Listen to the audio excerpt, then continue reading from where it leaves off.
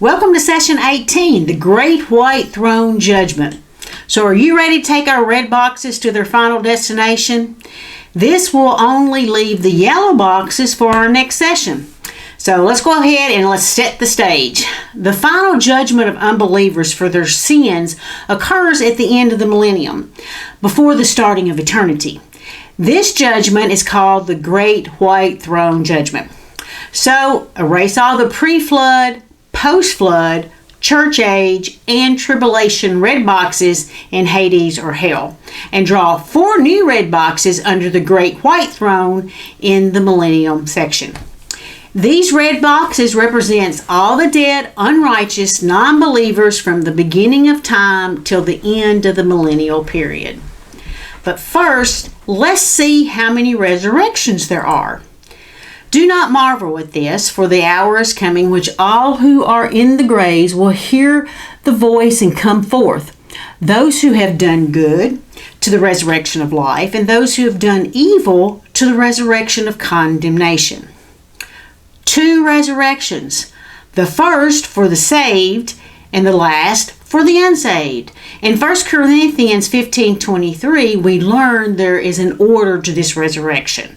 Christ was raised first, then all who belong to Christ will be raised when he comes back. This is describing the first resurrection, and that resurrection is not complete until the start of the 1,000-year reign when the rapture happens. Revelations 26 tells us, "Blessed are those who take part in the first resurrection, for they will not have to experience the second death, which is the same as being cast in the lake of fire." Who are those raised up in the second resurrection? They are those who are the lost unbelievers. Our red boxes. The second resurrection doesn't take place until the end of the millennium.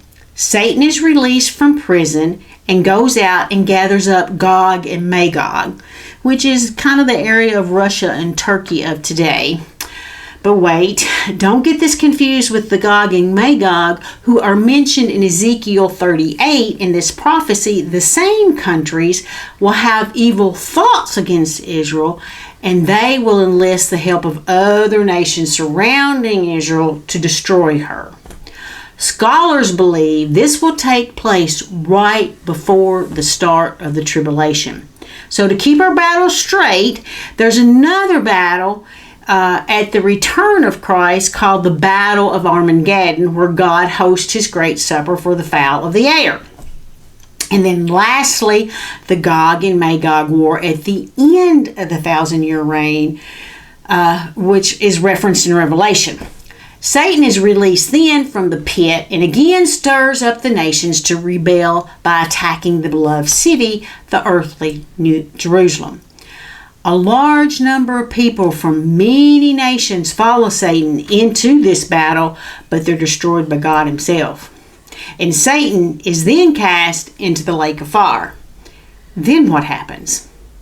Then I saw a great white throne, and him who sat on the throne, from whose face the earth and the heaven fled away, and there was found no place for them. And I saw the dead, small and great, standing before God, and books were opened, and another book was opened, which is the book of life. And the dead were judged according to their works by the things which were written in the books. When the Old Testament describes God's throne, we have terms like appearance like sapphire stones. Whether your translation says sapphire or lapis lazuli, both stones are blue, not white. The point I'm trying to make is the white throne isn't God's throne. God's throne is blue. The white throne is Jesus' throne. Jesus Christ will be the judge. John 5:22 tells us, "For the Father judges no one, but has committed all judgment to the Son." Christ will be the judge. Now let's talk about these books mentioned in the latter part of verse 12. We have 5 books referenced in Scripture.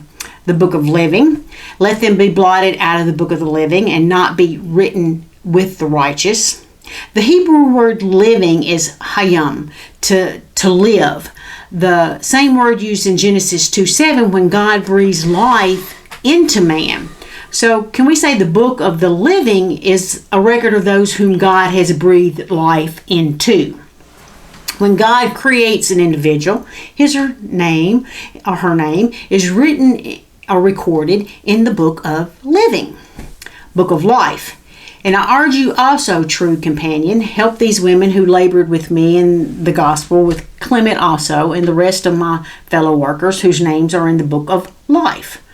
The word life here is the Greek word zoos, meaning present, life, present, and future.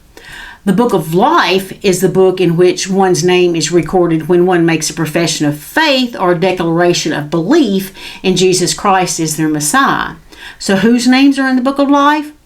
Yours and mine. Same word zoos is used in Revelations 3:5, where we're given the assurance of our name will never be erased from this book, and Jesus himself will use the book to confess we are his before the angels and God the Father. All right, moving on. Book of Remembrance. Those who feared the Lord spoke to one another, and the Lord listened and heard them. So a book of remembrance was written before him for those who fear the Lord and who meditate on his name. It seems God's book is in which he records the words and thoughts of people who honor him. Note, it does not say evil thoughts, but good thoughts about God. Verse 17 goes on to say, when Jesus returns to set up his kingdom, the records kept in this book will be used to deem who enters the kingdom. Book of Works.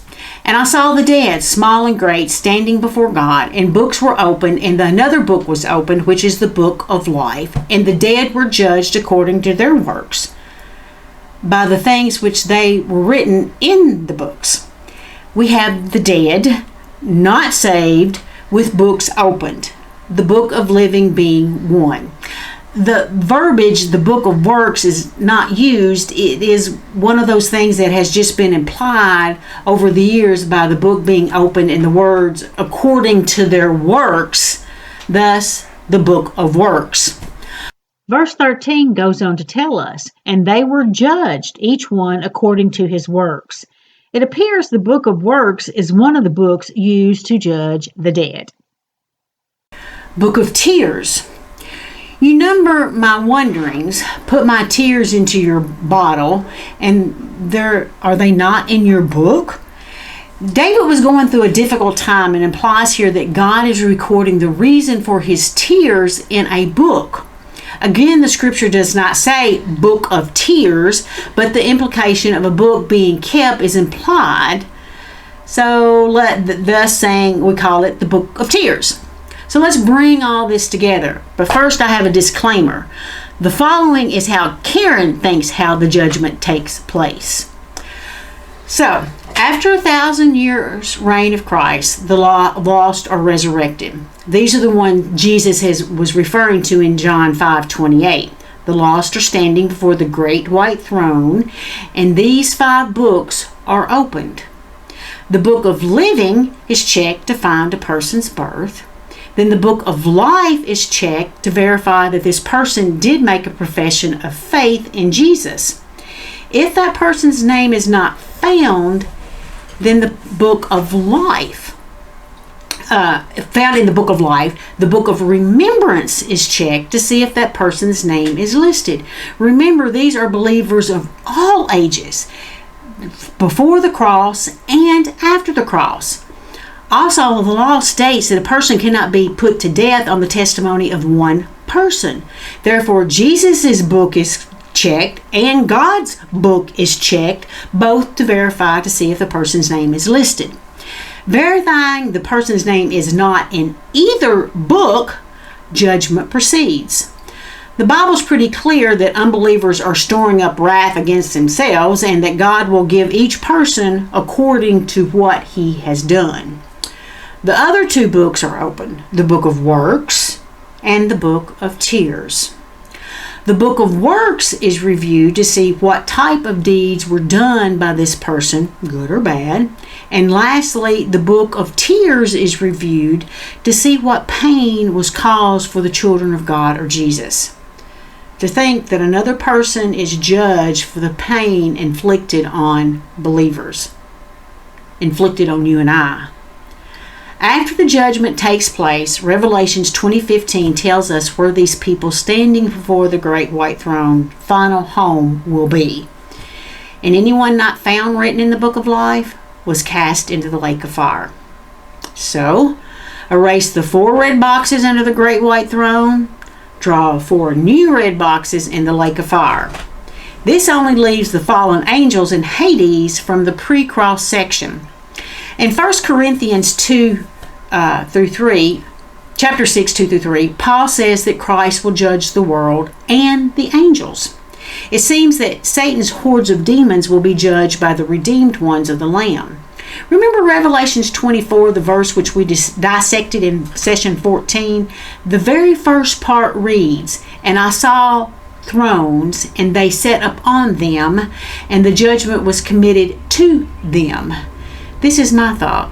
It appears the ones sitting on the thrones and the church age believers are given the task of helping with the judging of these fallen angels. Jude 1:6 tells us, "And the angels which kept not their first estates, but left their own habitation, he hath reserved in everlasting change under darkness until the judgment of the great day," which is probably the great white throne judgment. Jude 1:7 leads us to believe that their final location will be the lake of fire by using the words "suffering vengeance of eternal fire." So let's erase the purple box in Hades under the before cross section, draw a new purple box in the lake of fire, and remember the purple box represents the fallen angels. One more thing. We have a couple more beings assigned to this permanent destination. Then death and Hades were cast into the lake of fire. This is the second death. So now we know that there will be no more death, sadness, crying, or pain in eternity because it's been cast into the lake of fire. There's a vast difference between the final destination of those who know Christ and those who do not. I pray you know where your final destination is. Until next time, shalom.